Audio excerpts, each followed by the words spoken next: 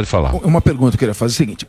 Um dia depois do 11 de setembro, o Bin Laden já não era mais o número 1 da Al-Qaeda, porque ele ficou com um X na testa. O Marcola é ainda o líder do PCC ou essa liderança já é dividida com outros e já perdeu um pouco da força?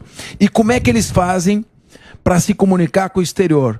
Os celulares não estão totalmente blindados, apagados, sem sinal nos presídios? Como é que eles continuam se comunicando no exterior? Bom, No exterior do presídio. sim, Né? na verdade, assim, primeira pergunta, o Marcola ainda é o número 1 do PCC.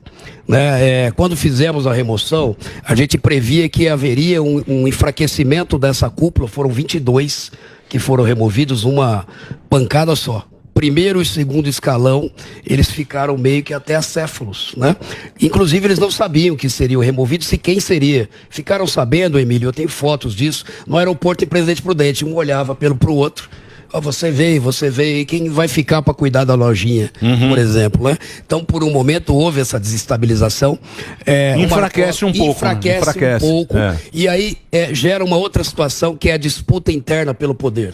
Então, aquele que está no escalão de baixo percebe que o Marcola tem familiares morando em Alphaville.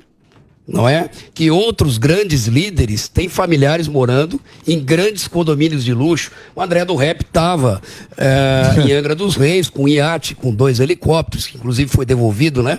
Um deles agora por determinação do STJ, mas enfim. Parabéns. O que a gente quer Parabéns dizer pelo trabalho. Parabéns a todos os envolvidos.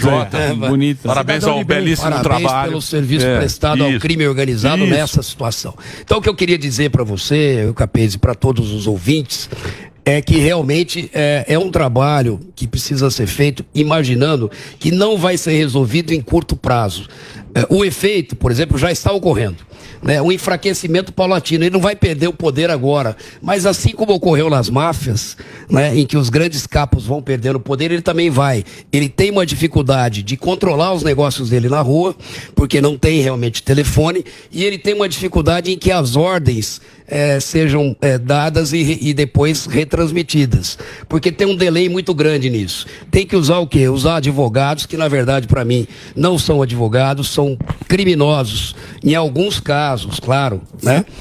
Excetuando aí 99,9% da advocacia do Brasil, advocacia criminal, mas alguns se prestam à função de pombo-correio do crime organizado. Isso aconteceu na Itália, porque os grandes capos da máfia que estão no cárcere duro, né, que é o artigo 41 bis, que foi feito na época, depois que mataram o Falcone, endureceu muito a legislação na Itália. O Capês aqui é um doutor nessa área, mas lá tem um isolamento total para mafiosos, total, 24 horas por dia, isolados, e mesmo assim eles conseguem se comunicar, né? Seja através de familiar, seja através de advogado. Então, o que a gente pretende, né, nesse caso, pretendeu com a remoção, foi um enfraquecimento dessa geração do PCC. E talvez daqui a 5 anos, Emílio, eu volte no programa, se Oxalá Deus me permitir, e que a gente vai ver que essa geração do PCC, liderada pelo Marcola, acabou.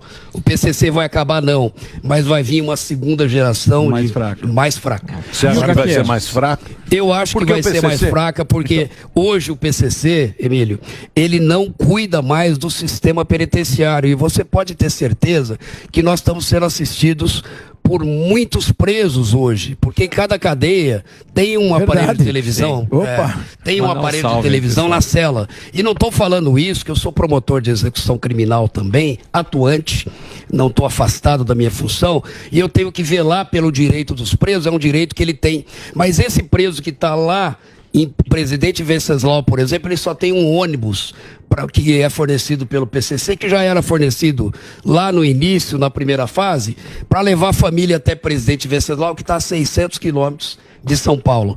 E o que ele ganha com o tráfico internacional de cocaína? Nada.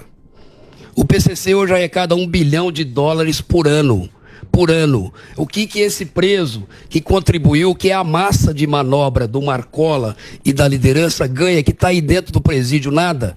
ele só tem o que ele tinha há 10 anos atrás, um ônibus para levar a família. E quando ele sai endividado. Cresceu muito e tem que pagar o salve lá. É porque o Estado abandonou o sistema, né? Exato. O Estado deixou o sistema ser dominado.